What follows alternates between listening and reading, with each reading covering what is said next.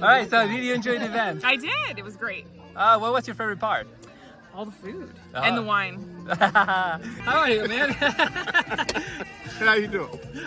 So did you enjoy the event? Oh yeah, I love it. I come to all of them. This is like my fourth one. So will you come next year? Absolutely. Yeah, you- this isn't our first time. Oh, this is your first time? No, Oh. it's not. This is our second time. Will you come next year? I'll come tomorrow. Oh, that's great. So would you recommend it to somebody else? Yes. Yes. I tell people about this all the time. Yeah, we brought them actually. Oh. Yep. We recommended it to them to come. It was actually a little different this time than it was last, but we liked both ways. I don't know if I like this way better or the way like where you came around and like we were served at the table. I really liked that too. So I'm hoping that we get to experience that. It's up to them whether or not they want to come. But I'm going to be here. Yeah, so what's your favorite part of this? What's your favorite thing? The food, the music, the atmosphere, meeting new people. You know, the Argentine scene. You know, yeah, the Argentine experience.